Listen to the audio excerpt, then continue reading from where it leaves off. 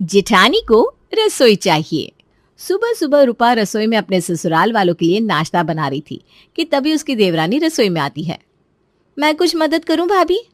अरे नहीं नहीं दीपा, कोई दिक्कत नहीं है, तू आराम से बाहर बैठ। वैसे भी मैंने तो सब कुछ कर ही दिया है।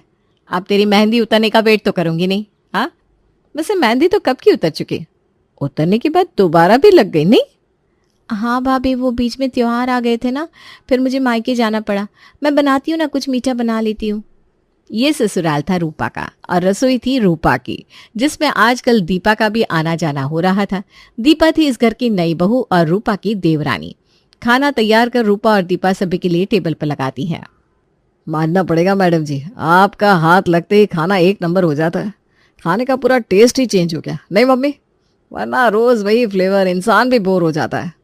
वो तो होता ही है बेटा, तभी तो लोग कहते हैं काम वालियों से खाना नहीं बनवाना चाहिए। घर की बहुओं के हाथ से बने खाने का स्वाद ही अलग होता है, इसीलिए तो बहू को गृहिणी कहा जाता है। बाकी हाथ से तो फर्क पड़ता ही है। आपको याद है जी, मेरी शादी के बाद कैसे आप हमेशा मुझसे आलू के पराठे बनाने को कहते थे? किसी और के हाथ का पराठा इनके हलक से नीचे ही नहीं उतरता था। बिल्कुल सही कह रही है मम्मी, आज खाना अलग अलग लग रहा है। Good Deepa, good. सभी के बीच दीपा की तारीफ हो रही थी।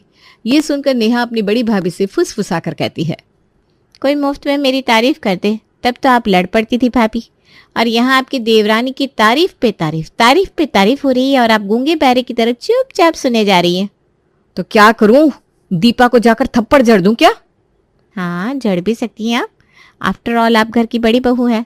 हॉल में ही बैठी हुई थी, मैंने देखा कैसे सिर्फ मीठा बनाकर तारीफ दीपा भाभी ले गई। और मीठा भी क्या, ये खीर। चावल तो सही से उबले भी नहीं, पूरा खाना आपने बनाया था। फिर भैया को खाने का टेस्ट अलग कैसे लगने लगा? किस्मत की बात है, यही काम आप रोज करती है तो किसी को दिखता नहीं, और आज दीपा ने हाथ लगा दिया तो उन्हें तारीफ मिल गई। बोल लीजिए दीदी, आपके दिमाग में क्या चल रहा है नहीं जानती क्या मैं? मिट्टी का तेल है आप, और चाहती हैं कि मैं भिगोई हुई बाती की तरह जलती रहूं और आपके आजू बाजू उजाला हो जाए। ये गलती मैं बिल्कुल नहीं करूंगी, मुझे पता है मैं क्या कर रही हूं और क्यों। एक दोपहर राज वक्त से पहले ही ऑफिस से घर लौट आता है। राज को घर पर देख कर रूपा कहती है, क्या बात है भैया, आज आप दोपहर को ही ऑफिस से घर वापस आ गए?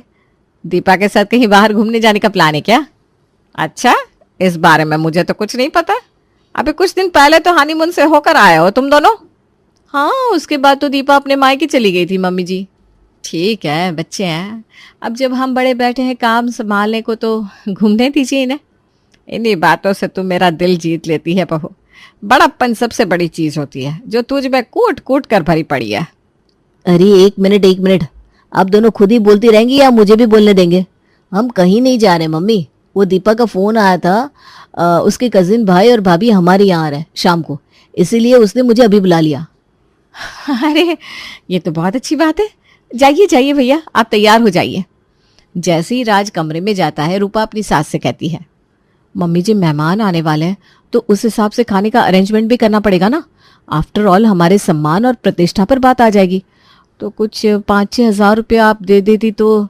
हाँ बेटा, अभी देती हूँ, ये ले तिजोरी की चाबी, पैसे निकाल ले। नमकीन, काजू और पिस्ता तो लेते हैं आना, टेबल पर ड्राई फ्रूट्स दिखने चाहिए। नई बहू के मायके वालों की बात है, कुछ भी कमी रही तो 2 मिनट नहीं लगेंगे बात बनने में। और 5 की जगह निकाल लेती है रूपा अपनी सास की तिजोरी से 9,000 रुपये। नेहा दीदी चाह रही थी कि बेकार में मैं अपनी देवरानी से कलेश कर लूं और मम्मी जी के सामने बुरी बन जाऊं। वो 2 मिनट का तमाशा कहाँ इन पैसों के सामने टिक पाता। अब 1,000 रुपये का नाश्ता लाऊंगी और बाकी सारे पैसे जेब में। रूपा जाती है मार्केट और दुकानदार को लिस्ट देकर कहती है, ये सारी चीज 100 ग्राम तोल दो भैया। सिर्फ 100 ग्राम दीदी? कभी तो किलो 2 किलो चीजें लिया करो। आपको क्या मतलब है, मैं पागल हूं क्या? अरे मैं पाव लूं या किलो लूं? नहीं देना है तो बोलो, मैं कहीं और जाकर ले लेती हूँ। बड़ा आया। अरे दीदी, गुस्सा क्यों करती हो? डाल रहा हूँ। मेहमानों के लिए नाश्ता लाने के अलावा रसोई के लिए भी सिर्फ चखाने भर चीजें लाकर रूपा रसोई में रख देती है। शाम को करण और प्रिया आते हैं। और कुछ लाऊं भाभी? ये सूप किसने बनाया दीदी? बड़ा अच्छा लगा सूप, ले आओ ना जरा। ये सब मेरी जेठानी ने बनाया है, भाभी अच्छा खाना बनाती है। इनके रहते मुझे रसोई को देखने की भी जरूरत नहीं पड़ती भाभी, लगभग सब कुछ दीदी खुद ही कर लेती है। तुम इसकी बात मत सुनो प्रिया, ये तो कुछ भी बोलती है, पगली है। तू बैठ दीपा, मैं हूं ना, मैं ले आती हूँ सूप। रूपा मेहमानों की अच्छी खासी मेहमान नवाजी करती है, पर इस मेहमान नवाजी का नतीजा कुछ और ही निकल जाता है, क्योंकि आजकल लोग कुछ ज्यादा ही शातिर हो गए हैं। किसी ने कुछ बुरा किया तो वो बुरा तो होगा ही, पर अगर कोई अच्छा कर रहा है तो उसकी अच्छाई सबसे पहले कटघरे में खड़ी की जाती है। कुछ ऐसा ही दिमाग प्रिया भी लगा रही थी। रात को प्रिया दीपा से कहती है, आपकी सास तो आपको बहुत मानती है दीदी। हाँ भाभी, इस पे तो कोई शक नहीं है। मम्मी जी हो या ये हो या मेरे जेठ जी, सभी बहुत मानते हैं मुझे। तो फिर आपकी सास तिजोरी की चाबी आपको नहीं देती? नहीं, तिजोरी की चाबी तो सिर्फ मेरी जेठानी के हाथ में ही जाती है, वो भी सिर्फ हिसाब किताब के काम के लिए। आपको पता है ऐसा क्यों है? क्योंकि उनके हाथ में है रसोई। जैसे कि राजनीति में जनता का साथ हो तो ही आपको सत्ता दिला सकता है, वैसे ससुराल में रसोई आपको सत्ता दिलाती है, और उस रसोई से न जाने आप क्यों दूर है। काम से बचना है तो बाद में बच लीजिएगा, पर अभी अपने ससुराल वालों का दिल जीतिए। आपकी हालत मुझे उस एम्प्लॉय जैसी लग रही है जिसे 5,000 मुफ्त में दिए जा रहे हैं ताकि वो कभी भी लाख रुपए की नौकरी ना कर पाए। अपनी काबिलियत समझिए दीदी। मैं कुछ समझी नहीं भाभी। आपको पता है आपके जेठ जी को कैसी दाल पसंद है या आपके ससुर को कैसे चावल? राज जीजू को ही ले लीजिए, उन्हें कैसी रोटियां पसंद है पता भी है आपको? नहीं, पर ये आपकी जेठानी को अच्छी तरह पता है, और जब तक आप ये चीजें सीखेंगे तब तक आपकी जेठानी एक और पद चढ़ जाएगी। सभी तो यही कहेंगे ना, दीपा को जो कुछ भी सिखाया है रूपा ने सिखाया है। जब धन संपत्ति बांटने की बात आएगी तब इन्हीं बातों को उठाया जाएगा। जिंदगी भर आपको किसी के नीचे दब कर रहना है क्या? हाँ, इतना तो मैंने सोचा ही नहीं था भाभी। सच में इसे कहते हैं एक्सपीरियंस। ये सब रसोई की रास लीला है दीदी, धीरे धीरे आप भी सीख जाएंगी। अगली सुबह दीपा जाती है रसोई में। चलो, रसोई का मुंह तो देखा तुमने, वरना मुझे लगा हमेशा की तरह नाश्ता बनाने के बाद दर्शन होंगे। अब आ गई हो तो आटा लगा दो और सब्जियां काट दो, बाकी मैं देख लूंगी। आटा लगाना तो जानती होगी ना? क्यों भाभी, मैं पूरा खाना ही बना दूंगी, इसमें क्या है। ऐसे भी आप अभी तो अचार डाल रही है ना? कौन सा अचार है? अच्छा, लहसुन का है, पापा जी को बड़ा पसंद है ना भाभी? हाँ, पापा जी के लिए ही डाल रही थी। अच्छा, तुम आटा लगाओ और सब्जियां काटो। खाना तो तुमसे बनवा लूँ मैं, पर पता नहीं तुम कैसी सब्जी बनाओगी नहीं बनाओगी, घर वालों को पसंद आएगी कि नहीं। बेकार में सब चिढ़ जाएंगे। आधे घंटे में सभी नाश्ता मांगने लगेंगे। अब कब मैं तुम्हें सिखाऊंगी और कब खाना बाहर लगेगा? ये सब फ्री टाइम में करने वाली चीज़ें हैं। अभी बहुत बिजी हूँ मैं, सवेरे सवेरे ना टाइम बहुत कम रहता है मेरे पास। पर आपको मुझे सिखाना ही क्यों है भाभी? मुझे तो पता है राज जी ज़रा कच्ची रोटियां खाते हैं, मतलब वो रोटियां जो सिर्फ तवे पर ही सेकी गई हो। आग में अगर फुलके को फुला दिया जाए तो वो फुलके नहीं खाते। पापा जी को पसंद है सिर्फ गोभी की सब्जी, मम्मी जी की तरह आलू गोभी नहीं। जेठ जी काली सरसों और लाल मिर्च की छौंकी हुई दही के साथ रोटी खाना पसंद करते हैं। और भी बताओ या शक दूर हो गया आपका? आप आराम से अपना काम कीजिए, नाश्ता मैं बना लूंगी। और वक्त पर सभी का नाश्ता बनाकर दीपा टेबल पर पहुंचा देती है। मान गए भाभी आपको, एक ही दिन में अपनी देवरानी को ट्रेन कर दिया आपने। गुरु भी अपने चेले को सारा ज्ञान नहीं देता, पर यहाँ तो आपने सारा ज्ञान गुण सब सिखा दिया दीपा भाभी को। पर अफसोस ये कि अब आपको पूछेगा कौन? अरे पर मैंने कुछ बताया ही नहीं उसे। कहीं आपने तो नहीं बता दिया? मुझे तो लगा था अभी इन चीज़ों को सीखने में दीपा को साल भर लग जाएगा और इतने दिन मुझे अकेले ही काम करते रहना पड़ेगा। पर ये तो एक ही दिन में रसोई की सारी नॉलेज लेकर आ गई। कोई बात नहीं, मुझे क्या, मेरे लिए तो अच्छा ही है। करे काम, मेरा काम हल्का हुआ। मैं भी जरा देवरानी आने का आनंद ले लूं। दीपा को तो नया नया जोश चढ़ा था अच्छी बहू बनने का। रूपा के रसोई में जाती ही वो उसके बगल में आकर खड़ी हो जाती और दूसरे स्टोव पर कुछ न कुछ बनाने चढ़ा देती। तुझे दिख रहा है ना मैं यहाँ काम कर रही हूँ, तो बार बार मेरे बगल में आकर क्यों खड़ी हो जा रही है? 10 मिनट में खाना नहीं परोसना है हमें, 1.5 घंटा है हमारे पास। मैं एक बार यहाँ दूध उबाल कर हटा दूँ, उसके बाद तू कर लेना अपना काम। दो काम क्या आ गए, अपने आप को मास्टर शेफ ही समझने लगी तू तो। तुझे पता भी है कौन कितने बजे क्या खाता है? बेकार में हड़बड़ा रही है। अभी खाना बना कर रख देंगे हम, तो खाने के वक्त तक तो खाना ठंडा हो जाएगा। दोबारा गर्म करके सबको परोसना पड़ेगा, और दोबारा गर्म किया हुआ खाना इस घर में कोई नहीं खाता। कितना भी दिमाग लगा लीजिए भाभी आप, पर रसोई में तो आपको राज में करने दूंगी नहीं। जानबूझकर दीपा पसीना पोंछने का ड्रामा करती हुई बाहर हॉल में आती है और पंखा चालू करके बैठ जाती है। इतने ठंड में रामपुर पहुंच जाएगी क्या बहू? मुझे तो इतनी ठंड में पंखा क्यों चालू कर दिया तूने? सुबह से रसोई में लगी हुई ना मम्मी जी, इतनी गर्मी लग रही है कि क्या बताऊं। बस 2 मिनट पंखे में खड़ा रहने दीजिए, तब तक कुकर की सीटी आ जाएगी, फिर रसोई में जाना ही होगा ना। मान गए, आखिर सारा काम सिखाई दिया रूपा ने तुझे। रूपा, प्रिया भाभी बिल्कुल ठीक कह रही थी। अभी तो दीपा सिर्फ रसोई में आई थी। खाना बनाकर तो उसने अपने ससुराल वालों को इम्प्रेस कर दिया था। अब बारी थी रसोई को अपना बनाने की। शाम को सभी को चाय देने के बाद दीपा अपने कमरे में जाकर लेट जाती है और उसके पीछे जाती है रूपा रसोई में।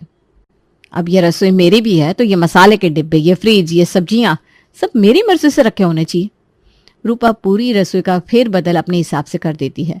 रात को खाने के वक्त जब दीपा रसोई में जाती है और उसे कोई सामान अपनी जगह पर नहीं मिलता तो चिढ़ जाती है। कितना बेटा बच्चा करके रखा मैंने तुझे, उसके बाद भी ये हरकतें कर रही है तू। मैं जब इस घर में आई थी तब भी ये स्टोव खिड़की के पास ही था, तूने स्टोव की जगह ही बदल दी। अब कुछ गलत चल रहा है तो उसे गलत चलता रहने दूंगी क्या भाभी? आपको वास्तु का ज्ञान नहीं है तो मैं क्या करूं? चूल्हे का मुंह कभी इस दिशा में नहीं होना चाहिए, हमेशा उत्तर की दिशा में होना चाहिए, तो रख दिया मैंने उत्तर की दिशा में। आप ठहरी हाइट में लंबी तो आपने सारे मसाले चढ़ा दिए ऊपर। अब मुझे उतारने में दिक्कत होती है ना, तो मैंने अपनी सहूलियत के हिसाब से डब्बे नीचे रख दिए। सब समझ रही हूँ मैं। जरा घी का डब्बा तो पास कीजिएगा भाभी, जेठ जी की रोटी में घी चुपड़नी है। दीपा घी का डब्बा हाथ में लेते ही कहती है, हे भगवान, इसमें तो वजन ही नहीं लग रहा। जरा खोल के देखूं घी है क्या खत्म हो गया। घी का डब्बा खोलते ही दीपा एक बार डब्बे को देखती है, दूसरी बार अपनी जेठानी के चेहरे को। अभी हफ्ता भर नहीं हुआ घी आए, और इस बीच तो ऐसे कोई मेहमान भी नहीं आए थे, तो घी खत्म कैसे हो गया भाभी? वैसे उस दिन मैं आपसे पूछ नहीं पाई थी, पर मुझे पूछना था। जब प्रिया भाभी और करण भैया आए थे तब आपने अच्छा खासा नाश्ता उनके सामने परोसा था। अब उतना ही नाश्ता तो लाई नहीं होगी ना आप, तो बाकी नाश्ता कहाँ गया? क्योंकि खाने की टेबल पर तो उन्हें आते देखा नहीं मैंने। घर में कुछ आए तो खाने मिलना भी तो चाहिए ना भाभी। या कहीं ऐसा तो नहीं कि हिसाब में फेर बदल करके आप अपनी जेब गरम करती हैं? और यहीं फूट जाता है रूपा का भांडा। रसोई में हो रहे कलेश की आवाज़ सुनकर उषा रसोई में आती है। क्या अब हर वक्त रसोई से चिल्लम चिल्ली की आवाज़ें आती रहेगी? हाँ, हमारे घर में ये तो सब नहीं होता था। अब सामने गलत देखकर आंख बंद कर लूं क्या मम्मी जी? मैं हिसाब में बहुत ऊपर नीचे करती हैं भाभी। यही पैसे मेरे हाथ में होते ना तो आधे से ज्यादा पैसे बचा लेती मैं। तो आज से पैसे दीपा को सौंप दीजिए मम्मी जी, और रसोई भी। ना मैं रसोई में आऊंगी और ना ही हिसाब के बारे में पूछूंगी। और यहाँ रूपा अपना मास्टर स्ट्रोक चला देती है। अगली सुबह 6 बजे ही सुरेश चाय चाय की रट लगाना शुरू कर देता है। अरे यार दीपा, पापा को जाकर चाय दे दो ना, कब से आवाज कर रहा है। अरे भाभी देगी, मैं क्यों दूं? अरे मैं तो भूल गई थी आज से रसोई मेरे से। मैं भागती हुई दीपा रसोई में जाती है और अपने ससुर के लिए चाय बनाने के लिए दूध ढूंढने लगती है, पर फ्रिज में दूध तो था ही नहीं। मम्मी जी, फ्रिज में दूध नहीं है। दूध कैसे आएगा? वो कल का दूध तो रात में खत्म हो गया था। सुबह 5:30 बजे रूपा तबेले से दूध लेकर आती है। क्या? अच्छा कोई बात नहीं, कल से मैं भी ले आऊंगी। फिलहाल डेयरी का दूध ले आती हूँ मम्मी जी।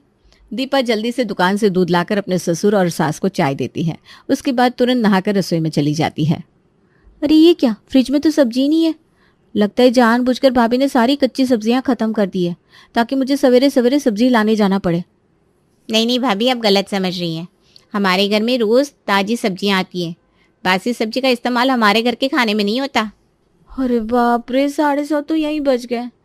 दीपा भागते हुए सब्जी मंडी जाती है और अपने हिसाब से सब्जी लेकर आती है, पर उसे तो पक्की और कच्ची सब्जियों का अंदाजा ही नहीं था। फिर भी किसी तरह दीपा सब्जियां खरीद कर घर लौटती है और जल्दी जल्दी नाश्ता बनाना शुरू करती है। और कितनी देर दीपा? जल्दी लाओ दीपा, बहुत भूख लग रही है। अरे ऐसे कैसे ले आएगी? आज अमावस्या है, पहले हलवे का भोग लगेगा भगवान को, उसके बाद आएगा खाना। वैसे बड़ी देर लगा रही हो बहू, बाकी दिन तो समय के पहले ही तुम खाना बना लेती थी। खाना दोबारा गर्म ना करना पड़े इस बात की बहस होती थी। क्योंकि तब रसोई में मैं भी होती थी ना मम्मी जी, खाना बना बनाया रहता था और दीपा आकर छौंक लगा देती थी। अब आज तो सारा काम उसे करना पड़ रहा है। और जहाँ सभी 9 बजे तक नाश्ता कर लेते थे, वहाँ 10 बजे तक नाश्ता टेबल पर लगता ही नहीं। राज और प्रतीक भूखे ही दुकान चले जाते हैं। दोपहर होते होते दीपा की बत्ती गुल होने लगती है। ये क्या, पैसे बचाने का सोच रही थी और दूध वाले को डबल पैसे दे आई, फिर भी 400 रुपये का हिसाब ही नहीं मिल रहा। कहीं सब्जी मंडी में मैंने हड़बड़ी में पैसे गिरा तो नहीं दिए होंगे। हे भगवान, कोई काम ठीक से नहीं हो रहा, ऊपर से बर्तन वाली भी नहीं आई। बर्तन भी धोने पड़ेंगे, फिर दोपहर का खाना, फिर दोपहर के बर्तन हो जाएंगे। शाम का नाश्ता, मेरा फेवरेट टीवी सीरियल कब देखूंगी मैं? तभी नेहा अपने कमरे से आवाज लगाते हुए कहती है, भाभी आज दोपहर में मेरे लिए केक बना देना, केक खाने का मन कर रहा है। दिन पूरा बीता भी नहीं था कि दीपा को समझ में आ जाता है कि जो रूपा इतने सालों से कर रही है वो दीपा नहीं कर सकती। दीपा सारे पैसे जाकर अपनी सास के हाथ में रख देती है। तुझे क्या लगता है क्या मुझे नहीं पता कि रूपा हिसाब में हेरा फेरे करती है? पर मुझे ये भी पता है कि जितने सस्ते में वो सामान ले आती है, जितनी मेहनत वो करती है, इतनी मेहनत से रसोई कोई नहीं संभाल सकता।